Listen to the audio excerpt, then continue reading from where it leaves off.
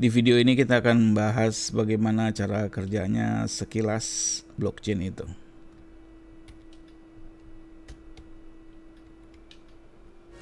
Ada internet, mesin cerdas. Apa ini? Teknologi. Teknologi.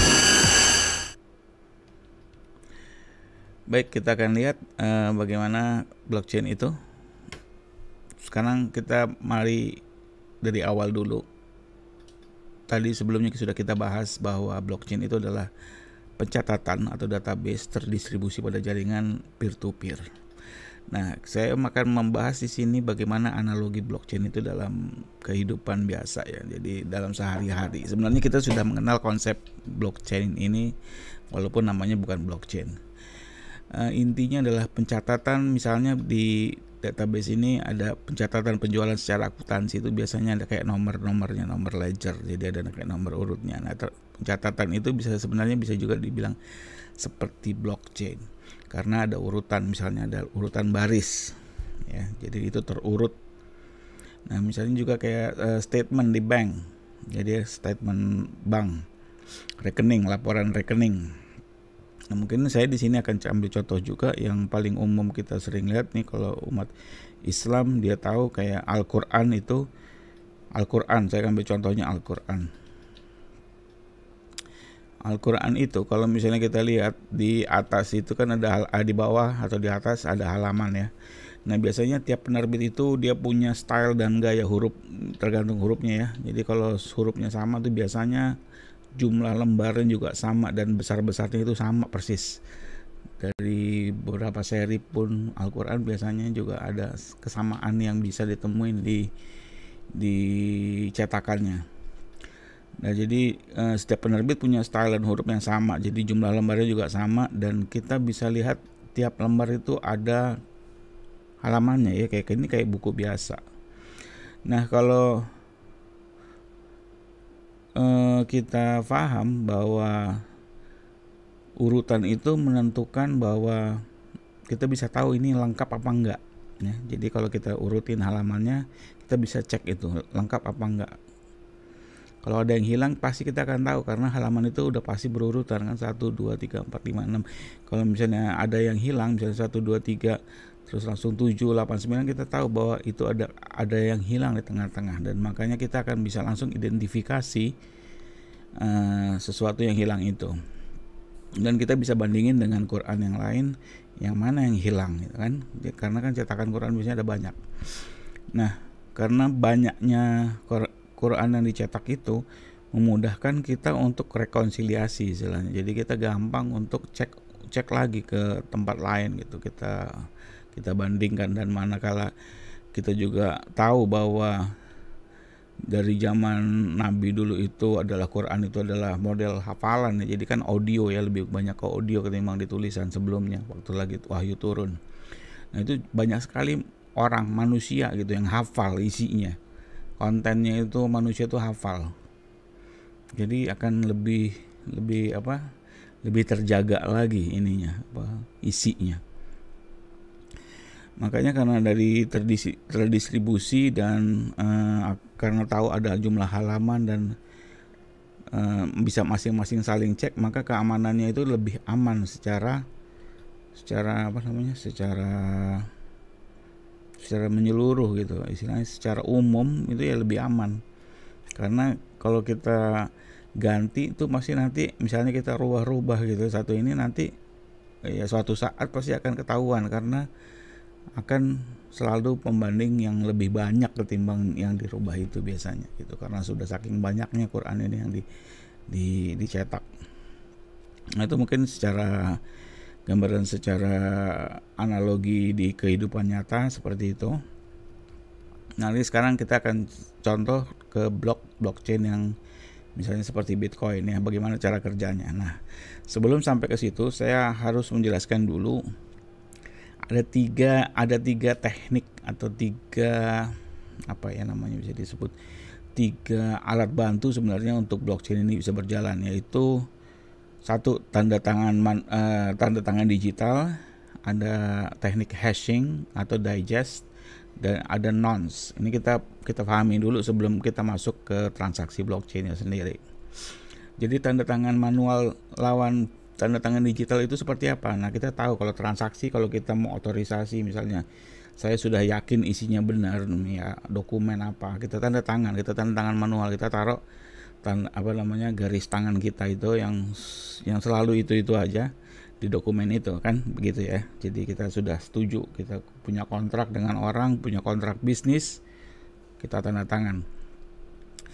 Nah, di situ berlaku bahwa kita sudah approve, kita sudah setujui. Nah, gimana kalau misalnya ada beberapa lembar gitu ya, ada beberapa transaksi, ya kita akan buat tanda tangan yang sama di tiap dokumen ya. Kita akan buat tanda tangan yang sama, ininya bentuknya tuh sama. Itu untuk mengetahui bahwa itu adalah kita. Tapi gimana di sistem digital? Digital kan file ya, jadi ada angka dan ataupun bit, jadi dalam bentuk angka. Nah, konsepnya adalah kalau di tanda tangan digital ada dua komponen, yaitu ada secret key sama public key. Secret key ini seperti password sebenarnya. Password hanya kita doang yang tahu. Jadi saya hanya tahu secret key saya dan saya nggak boleh share ke siapa-siapa. Ini buat yang belum tahu cara kerjanya tanda tangan digital ya. Public key itu ada satu bagian, itu ada angka, sekumpulan angka ataupun kayak ada hurufnya juga ya. Itu bisa kita kasih ke siapa saja, kita share sama orang lain. Nah, public key itu nanti untuk orang lain ngecek apakah benar kita yang tanda tangan gitu. Jadi public key kita bisa kasihin ke siapa aja, melalui elektronik apa, kita kasih lewat email, lewat website, lewat tempat-tempat yang umum yang aman, tapi secret key kita nggak boleh kasih. Jadi pasangan inilah nanti yang menentukan dokumen itu sudah kita tanda tangan. Nah, cara kerjanya gimana? Cara kerjanya seperti ini ya, kira-kira. Kalau misalnya kita punya dokumen ya, dokumen ini file. Kita masukin, kita tambahin dengan tanda tangan. Ini ada programnya, biasanya ada aplikasinya ya. Jadi dokumen, kita punya dokumen satu dengan ditambah dengan secret key kita dia password yang kita punya, yang kita masukin password kita, maka dia akan menghasilkan tanda tangan ya. Jadi ini ada bagian file ini ada bagiannya yang sudah ditanda tangan gitu. Ini akan menghasilkan ini. Tanda tangan ini juga dalam bentuk huruf dan kayak potongan gitu ya. Nah, untuk ngeceknya, misalnya si orang yang menerima nanti kan kita kirim ya, atau ke pihak yang mau mengecek ini sudah benar kita tanda tangan apa tidak, maka mereka tahu punya dokumennya, dia punya tanda tangan yang sudah kita tanda tanganin, kita kirim juga, dan kita juga kirim public key kita gitu. Nah, nanti dia dari 3 komponen ini dia bisa ngecek bahwa dokumennya sudah benar, udah valid, udah benar kita tanda tangan atau belum, atau tanda tangannya palsu, dianggap palsu. Nah, itu kira-kira seperti itu. Itu jadi bisa dilakukan secara digital. Tanda tangan digital itu valid kalau kita paham cara kerjanya. Nah, gimana dengan tanda tangan digital? Nah, tanda tangan digital itu kalau bedanya dengan yang manual, di setiap transaksi itu akan menghasilkan berbeda-beda ya. Misalnya satu kode tanda tangan ini jadi beda gitu, tidak sama. Tapi kita bisa lihat kode ini, kita masukin dengan tadi ya yang saya bilang, dokumen ditambah kode ini dengan public key kita bisa cek, oh ini benar saya yang tanda tangan gitu. Nah gitu kira-kira. Nah, ini konsep yang kedua adalah SHA. Ini adalah hashing namanya. Jadi kita misalnya dari satu kata, hashing ini dia proses komputer juga ya semuanya ya. Misalnya ini saya punya satu kata, hello. Kita masukin ke rumus SHA 256 ini ya. Maka dia akan menghasilkan ini hash atau digest ya, ke kanan nih, dari kiri. Ya, dari kiri ini dia menghasilkan ini ke kanan. Jadi ada sekumpulan angka-angka yang kayak acak gitu ya, tapi ini nggak acak, ini sebenarnya masuk ke dalam rumus. Jadi ini dia sudah tertentu, kalau kita masukin hello lagi kapan-kapan pasti keluarnya hashnya seperti ini lagi. Nah, misalnya saya ini Irza, saya taruh dilewatin SHA 256, maka hash yang ini akan berubah lagi ya. Ini misalnya pesan. Nah, pesan tadi itu. Nah, saya bilang pesan tadi di hash ditambah tanda tangan saya. Lalu nanti dia menghasilkan tanda tangan, ya. Jadi tadi ditambahin secret key. Nah, ini salah satu ini ya, salah satu teknik enkripsi ya. SH256 ini cukup aman karena untuk memecahkan ini dia harus 2⁻256 lah, ada kemungkinannya. Jadi untuk mencari ini, jadi ini memang kita nggak kayak rumus matematika itu bisa dibalik ya.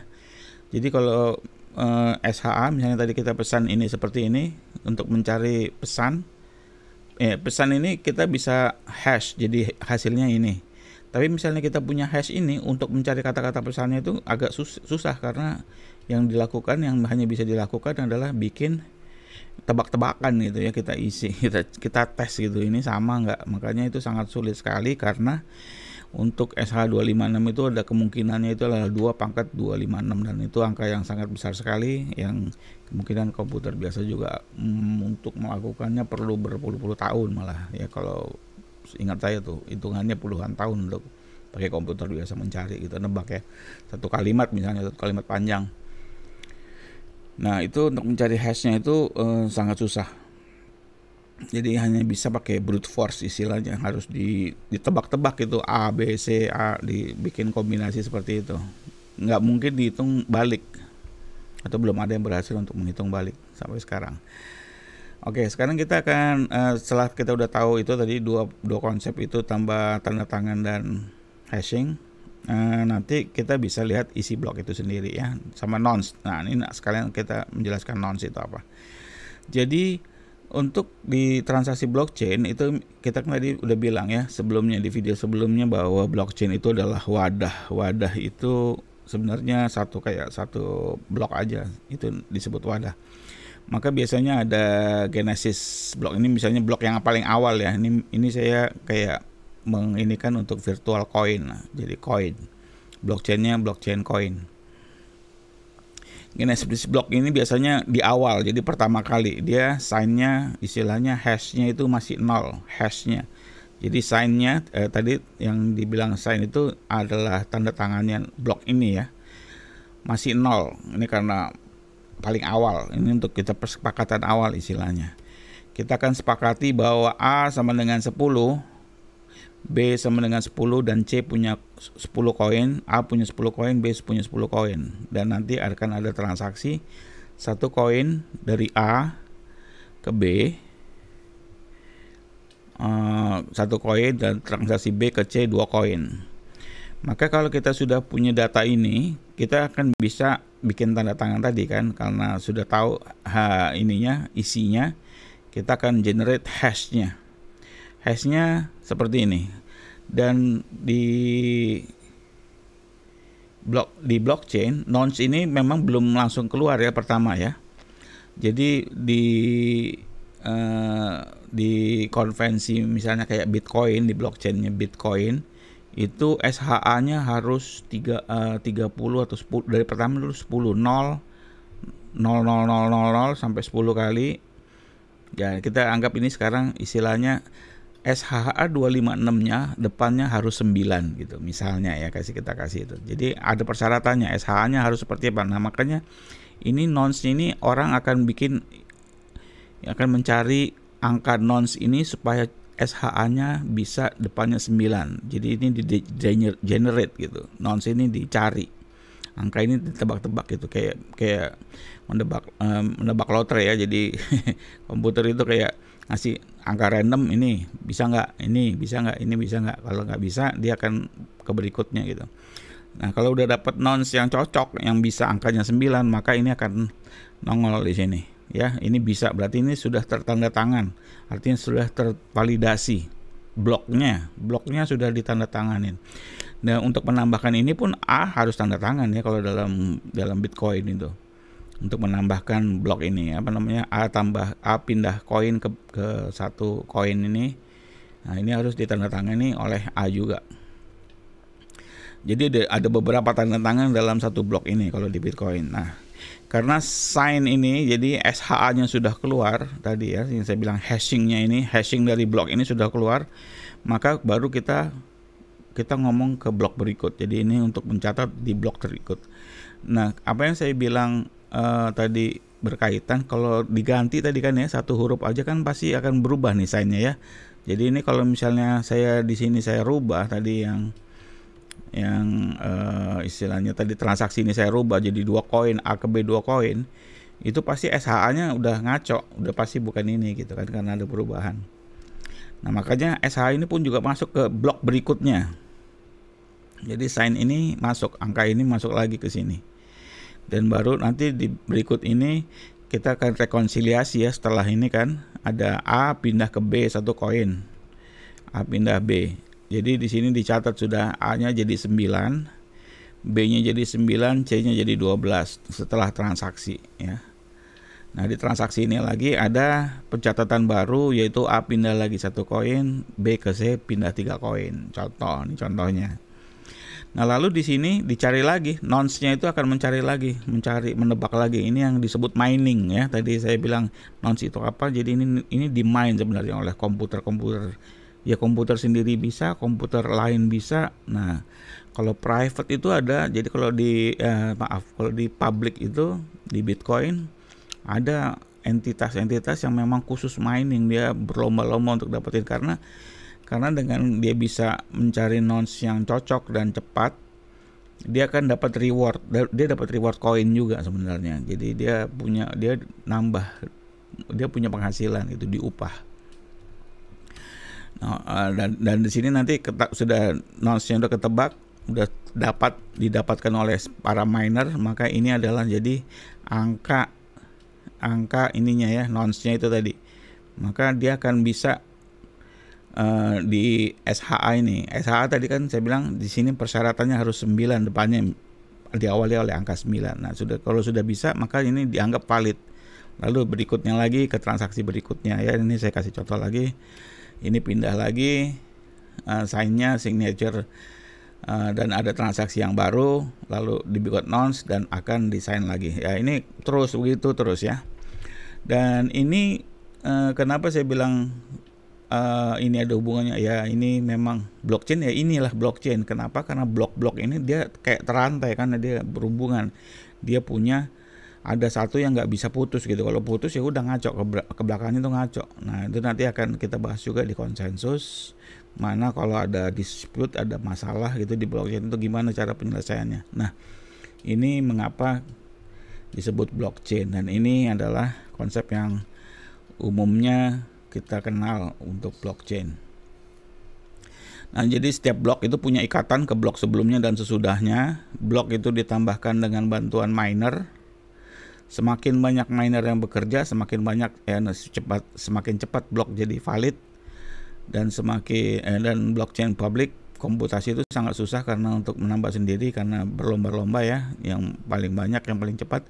Miner yang menebak kumpulan angka nonce supaya hash itu dari transaksi cocok dengan persyaratan. Jadi miner itu menebak itu tadi nonce, mencari nonce, dan ada reward untuk miners, dapat koin kalau di Bitcoin.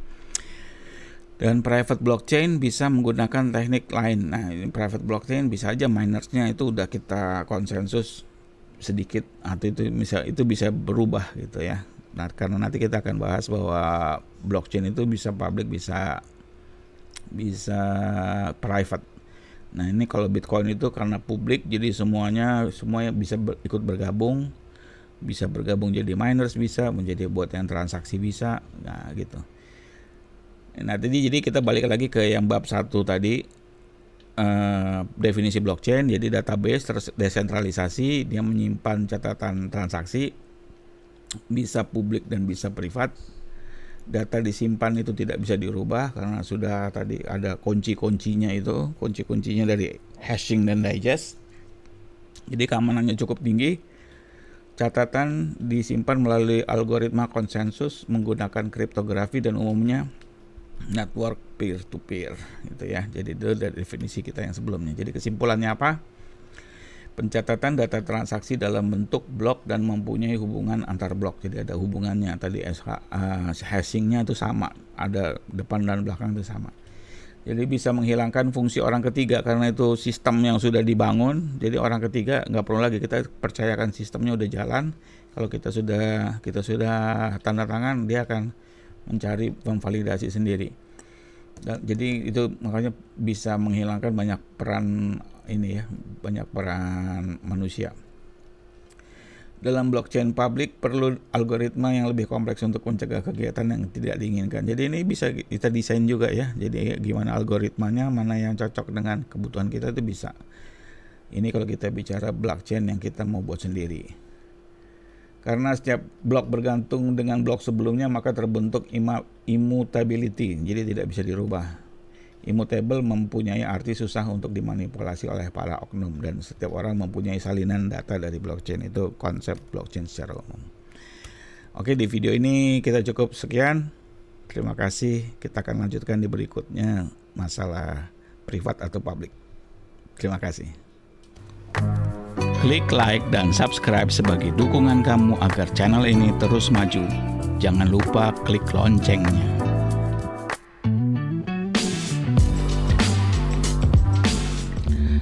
Kalau kamu pengen belajar kecerdasan buatan tapi bingung mau mulai dari mana, kamu bisa download aplikasi Trampil, TRAMPILL di Android. Itu ada di Play Store. Kamu download, kamu bisa lihat urutan-urutan belajarnya yang baik dan benar, itu urutannya seperti apa. Karena di situ bisa pilih berdasarkan minggu, topik, dan subjek yang kamu pengen kuasain. Lalu, kamu juga bisa ikut grup WA, ada grup WA. Kamu bisa daftar dan join dengan klik link yang ada di deskripsi di bawah ini. Oke? Ikut ya, join situ.